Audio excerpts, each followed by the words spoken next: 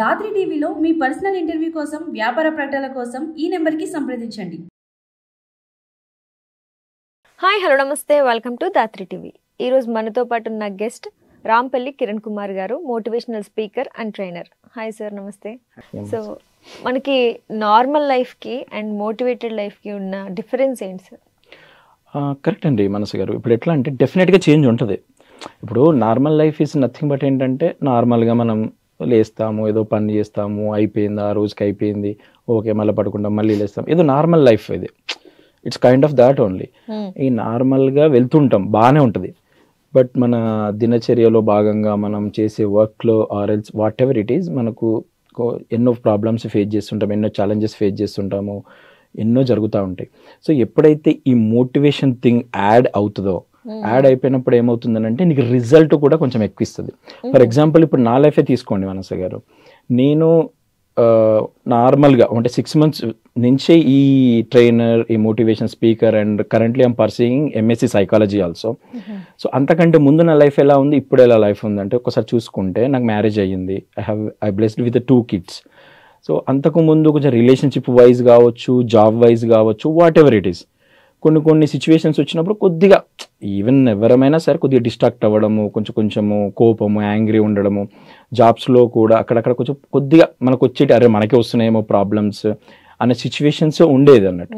But ఎప్పుడైతే ఈ motivation దానికి, ట్రైనర్ దానికి నేను వచ్చానో 6 months బిఫోర్ ఇంపాక్ట్ అని ఒక ఫౌండేషన్లో జాయిన్ అవ్వడము, అక్కడ నేను ఒక 45 days అలాగా ఒక ట్రైనింగ్ తీసుకొని ఆఫ్లైన్ సెషన్స్ అన్నీ అయిపోయిన తర్వాత అప్పుడు నా వే ఆఫ్ థింకింగ్ మొత్తం చేంజ్ అయిపోయింది. The way of thinking change అవ్వడం, నా యొక్క కమ్యూనికేషన్ చేంజ్ అవ్వడము, thinking pattern is changed a lot.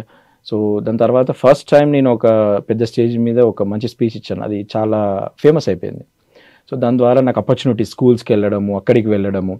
So అప్పుడు ఏమవుతుంది, ఈ థింగ్స్ అన్ని ఏమవుతుంది అంటే మన పర్సనల్ లైఫ్లో కూడా మనం ఆపాదించుకుంటాం అన్నట్టు డెఫినెట్గా.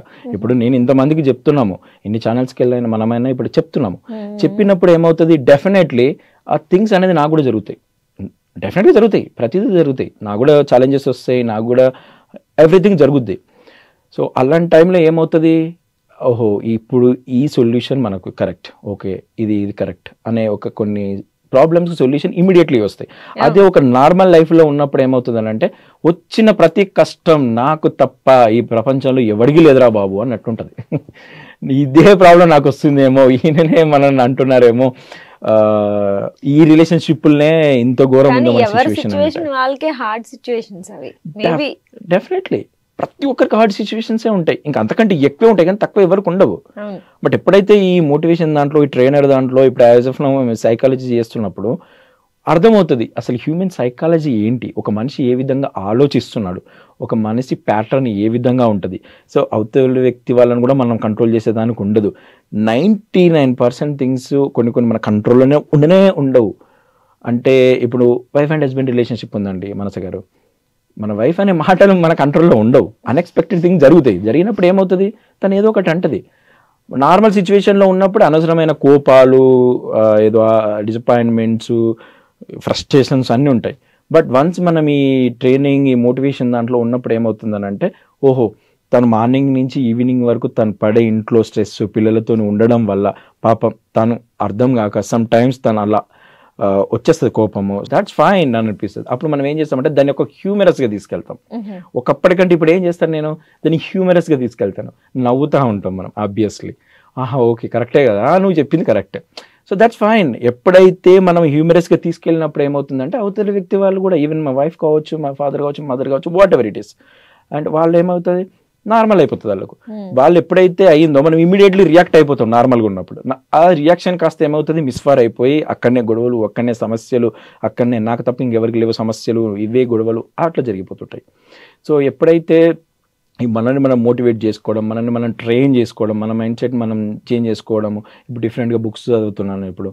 సో మనం మార్నింగ్ లేవడము, డిఫరెంట్ హ్యాబిట్స్ అనేవి కొత్త ఫామ్ అవుతూ ఉంటాయి.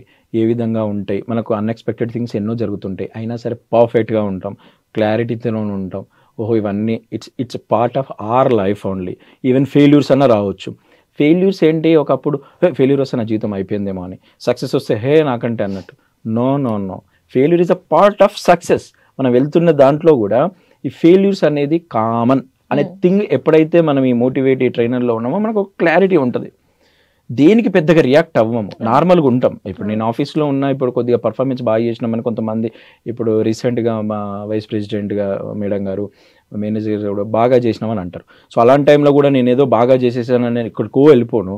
ఆర్ఎల్స్ సమ్ టైమ్స్ సిచ్యువేషన్ జరిగినప్పుడు అరే నువ్వేం కొంచెం చేయట్లేదు, ఇంకేం వర్క్ అవ్వట్లేదు అనుకున్నప్పుడు కూడా నేను దాని కూడా పెద్ద రియాక్ట్ అయిపోయి నేనే ఇంత ఘోరంగా అట్లాంటి రియాక్ట్ అవ్వ.